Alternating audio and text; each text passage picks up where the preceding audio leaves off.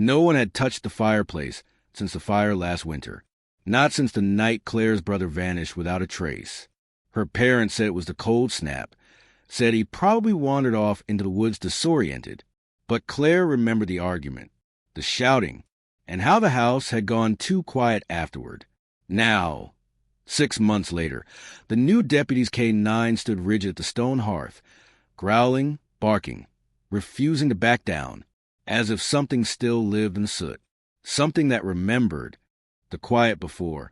The town of Merrow Creek wasn't big enough for secrets, but it had them anyway, the sort that nestled between rafters, seeped into cellar walls, and clung to silence like mildew. Claire Voss knew that better than anyone. She leaned against the porch railing of the farmhouse, the chip paint flaking under her sweater sleeve. The fields behind her stretched gold and empty, broken only by the black skeletons of corn stalks left too long after harvest.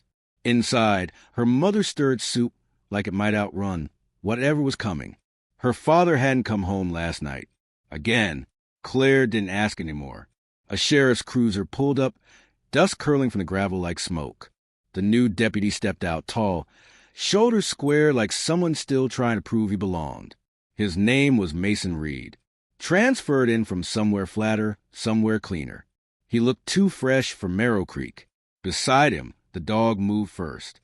A lean German shepherd, black saddle, pale eyes like river ice. The leash held tight and Reed's fist twitched as the K-9 darted forward, nose twitching. Claire pushed off the railing. "You said it was just routine," she called, voice flat. "It is," Mason said, eyeing the dog. "Just checking property line. County records say the last boundary inspection was in '07. Mind if I look around?" She didn't answer, just turned and opened the screen door. Let it bang behind her. Inside, her mother glanced up. "Company?" Claire nodded. "Deputy. Dog. Tell him to watch the garden." Her mother murmured, like it mattered. But the dog wasn't heading for the garden. It slipped through the door before Mason even gave the okay, nose brushing floorboards like they were whispering to it. Claire stood near the hallway, arms crossed, watching it circle the den, then freeze in front of the fireplace. It began to bark. Once. Twice. Louder the third time. What the hell? Mason came in behind it, crouching. "Easy, Rook. Down." But Rook didn't go down. He growled, a deep, shuddering growl for his gut, and pawed at the cold stones. Claire's stomach turned. "It's just a fireplace," she said. Mason said nothing. He touched the hearth, then lifted the grate. "Mind if I take a look inside?" "No one's used it in months." "Still," he said, and reached in. His fingers brushed ashes. Then something harder. Hollow. A small, soot-covered tin. Claire's mother stepped in from the kitchen, dish towel in hand. Her face paled. Mason turned, holding the tin. "Yours." "No," Claire said before her mother could speak. He opened it. Inside, a boy's bracelet warped from heat. A metal whistle on a string. Teeth marks. Claire's breath caught in her throat. "That's Logan's," her mother whispered, voice breaking. Mason met Claire's eyes. "I thought he wandered off." "That's what they said," she answered. Rook barked again. 3 days earlier. Claire had woken to the sound of coyotes in the orchard. At least, that's what her mother had claimed. But Claire had crept to the window, just like she did every night since Logan disappeared. And this time, she'd seen something. A figure, flashlight in hand. Not walking. Digging. She hadn't gone out. She'd just watched, heart thudding, until the light vanished. She told no one. Back in the present, Mason sat at the kitchen table, the tin on a paper towel. Claire's mother hovered behind him, shoulders tight. Claire stayed by the doorway. Rook paced the kitchen like he still smelled something unclean. "Your brother go missing 6 months ago," Mason said. "And no one thought to search the house?"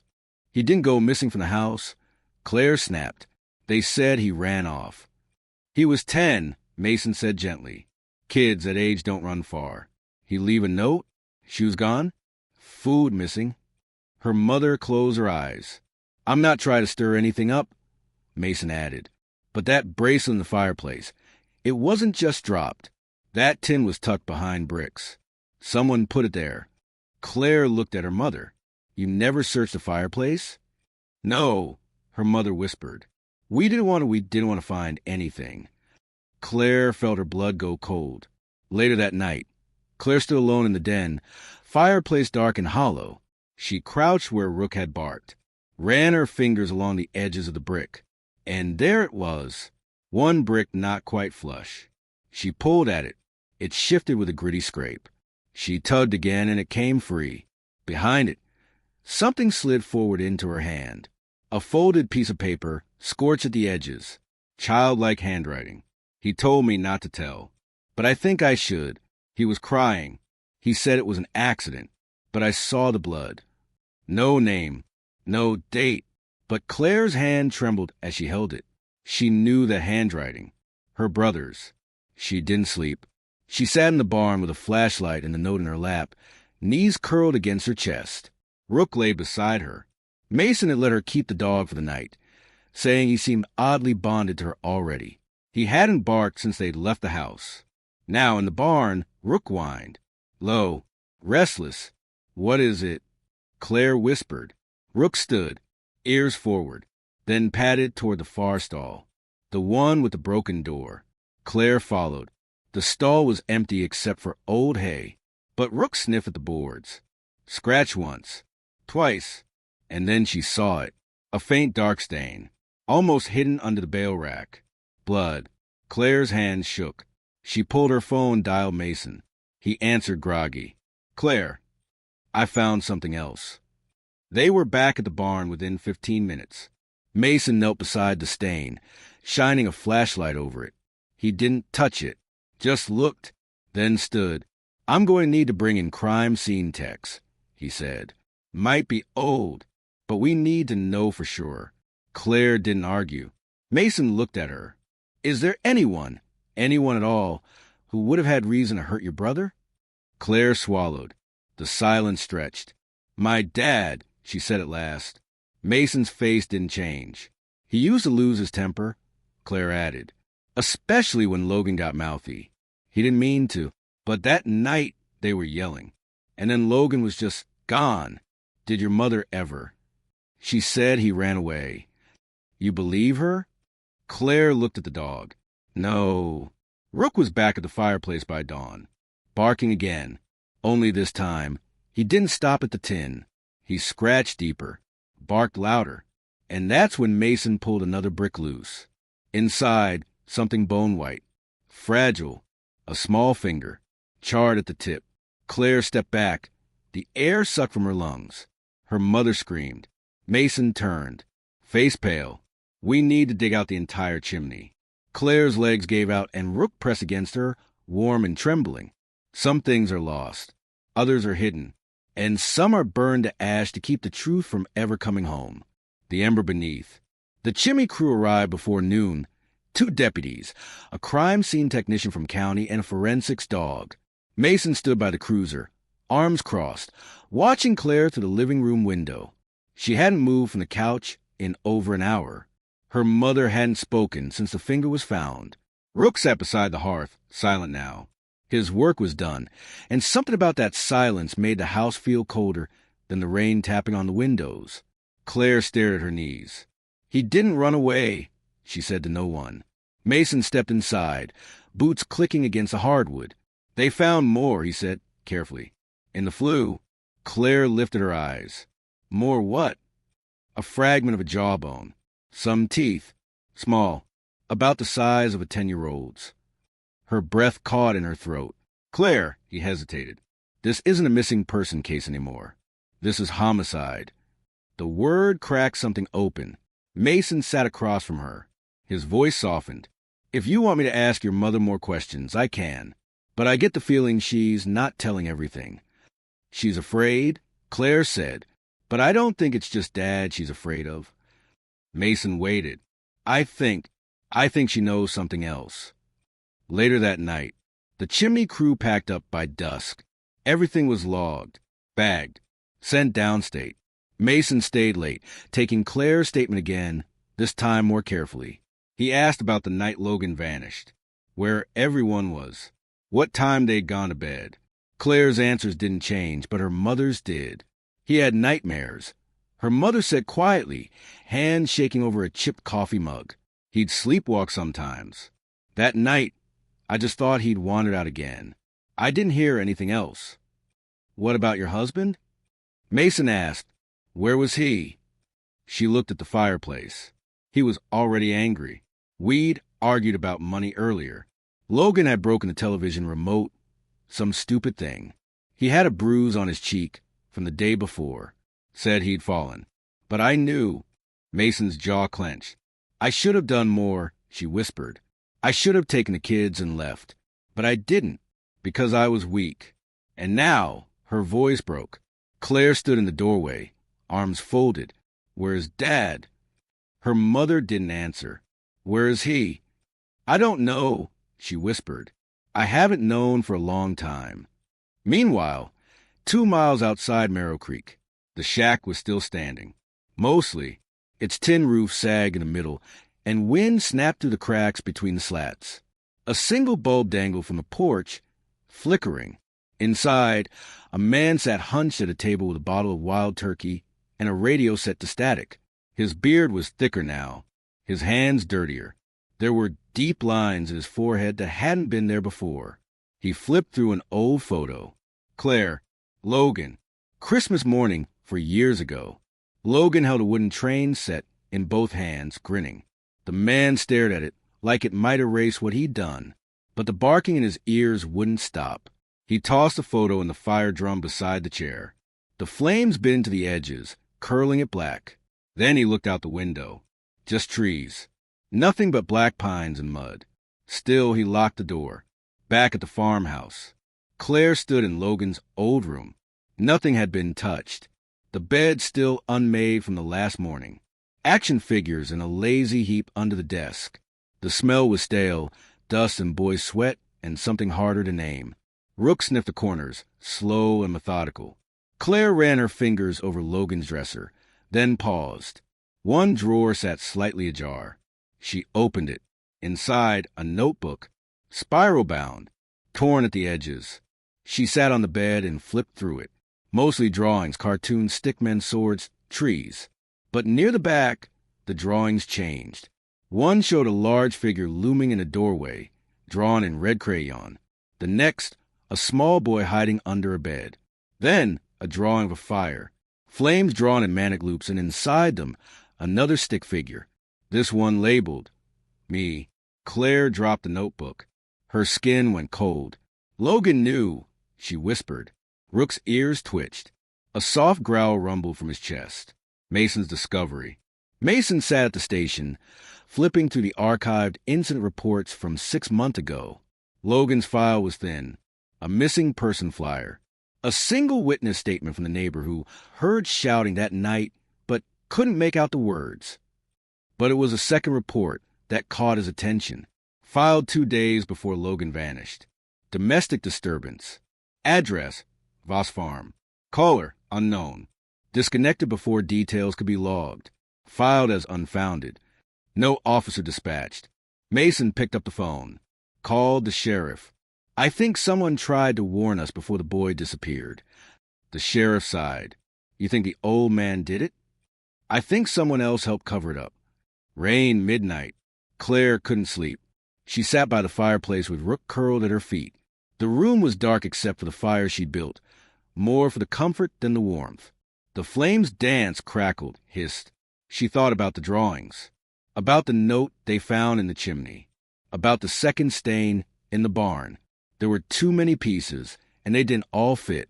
Then Rook stood up, ears up, tail stiff. What is it? Claire whispered. He barked once, sharply, and ran the back door. Claire followed him out barefoot, into the wet grass. The barn loomed ahead, but Rook veered toward the tree line. She hesitated, then saw it. A flicker of light, brief, then gone. Someone was out there. She ran back inside, grabbed Mason's spare flashlight, and followed the dog into the woods, into the trees. The light flickered again, farther this time. Rook led her through the underbrush, paw silent. Claire's breath caught in her throat as branches slapped against her arms. Then A crunch ahead. A footstep. She froze. Someone moved between the trees. Not running. Watching. "Dad," she called. Silence. "Is that you?" A voice came back. "You shouldn't be here." Then a shadow moved out from behind the pines. Her father. Bearded. Older. Weathered by guilt and drink. He didn't come closer. "What did you do?" Claire asked. He shook his head. "You don't understand." "Then explain it." "I came back to stop it. That's all. I never meant for him to die. He hit his head when I shoved him. I was just trying to scare him. But when he stopped moving, your mother, she told me to burn it. Said it'd never go away if anyone knew." Claire's throat tightened. "So you both?" "I didn't have a choice." "There's always a choice." Rook growled beside her. Her father stepped forward, hands raised. "You don't want to do this." But Claire was already dialing Mason. 5 minutes later.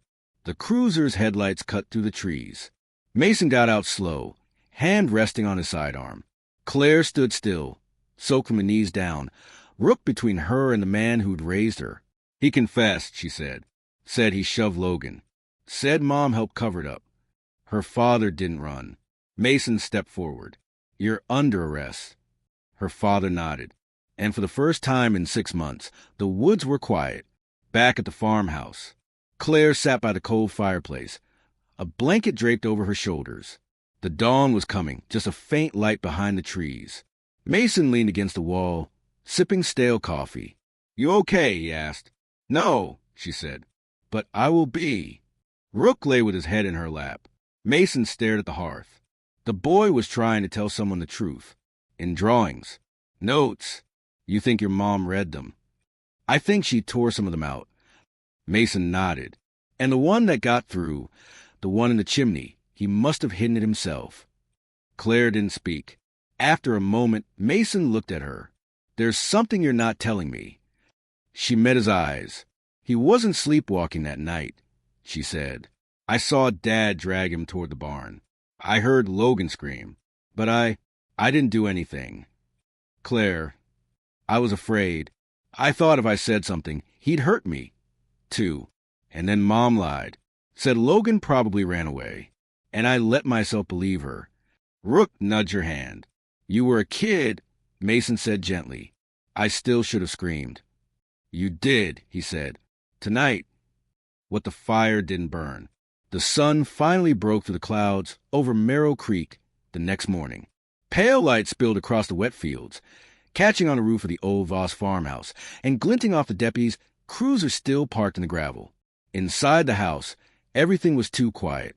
The kind of quiet that settles after something heavy has finally split wide open. Claire stood in her brother's room again. It didn't feel like a shrine anymore, more like a wound that had finally begun to bleed clean.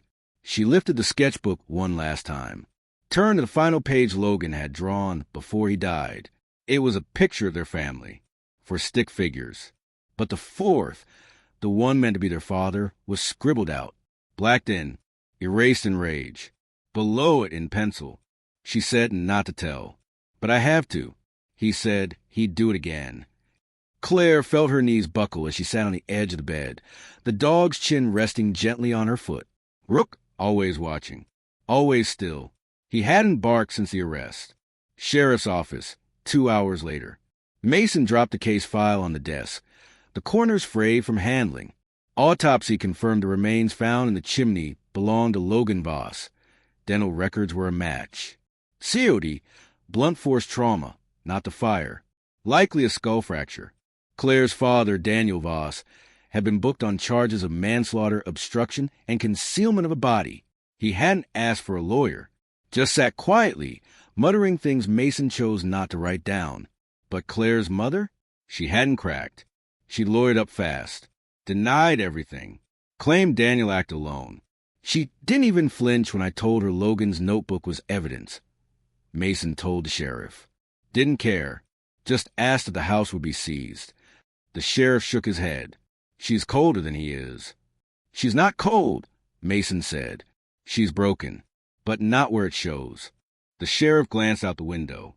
You think the girl knew all this time? She knew pieces, Mason said. But she was surviving. That's a kind of knowing, too. Merrow Creek Woods, that night. Claire stood beside the tree line, near the edge of where her father had tried to disappear. Mason walked with her, their breath fogging under the chill. They stopped where the ground sloped toward the creek. Claire pointed. He used to take us fishing here. Said the trout knew his name. Mason nodded. You coming back to the house tonight? I don't know. Her voice was hoarse. It feels like it belongs to someone else now. Rook sniffed the earth, then let out a single, low whine. Claire turned. What is it? The dog dug gently. Mason crouched beside him, pulling the dirt away with gloved hands. Another box. Wooden this time. Carved crudely. Inside, more sketches. Smaller, Messier, clearly hidden in a hurry. One drawing showed Logan holding the dog, smiling. Another had Claire's face. But in each, one figure was always off to the side. Bigger. Looming. Why bury these? Claire whispered. Mason looked at her. Maybe he thought someone would find them later. Someone who'd believe him. Claire closed the lid. He was braver than I ever gave him credit for. Sheriff's office, interrogation room. Daniel Voss didn't look up as Mason entered. The room buzzed faintly with fluorescent light. His wrists were cuffed to the table, his knuckles scraped raw. Mason dropped the box of sketches in front of him. You want to tell me who helped you bury these? Voss stared at the lid, said nothing. We found them by the creek, right where Claire remembers you taking them fishing. Still nothing. Mason leaned forward. Logan didn't just fall. He was trying to protect someone. You didn't like that, did you? A flicker. Barely a twitch in the jaw. You hit him. He fell. But it wasn't his guilt that made you burn him. Silence. Mason dropped another photo. A scan of the final sketch Logan drew. The blacked-out figure. The words beneath. Daniel looked at it. She said no one would believe him. He murmured. "Oh." She said we'd lose everything. His voice cracked now. Said it was just one mistake. Said he was always starting fires anyway. This time we just finished one. Mason didn't write it down. Some confessions were too late for justice to care. Voss Farm, 2 days later. Claire stood in front of the fireplace one last time. It had been cleaned, scrubbed. The bricks looked newer now, somehow too clean. She hated it. It felt like a lie. Mason leaned against the wall, arms folded. You sure you don't want to stay somewhere else? I am staying somewhere else, she said. The farmhouse is going to the bank. Sheriff orders. Mason nodded. Rook missed the place. The dog lifted his head from the floor, ears flicking. Claire looked down at him. He saved us, she said. Mason's voice was quiet. Dogs don't lie. That's what makes them dangerous. They point to things people try to hide. Claire knelt, buried her fingers in Rook's fur. I think he was trying to find Logan from the moment he walked through that door. Mason didn't answer. He didn't need to. 1 week later, county courthouse. Claire sat in the front row of the courtroom, hands clasped, spine straight. Her mother sat behind glass, waiting for arraignment. Daniel was already gone, taken into protective holding after other inmates got wind of what he'd done. Claire didn't cry during the hearing. She didn't speak. But when they read the charges against her mother, conspiracy, accessory to murder, obstruction, Claire exhaled like something left her chest. The courtroom emptied. Mason met her in the hallway. How are you holding up? She looked him in the eye. I thought if we got justice, I'd feel better. You don't.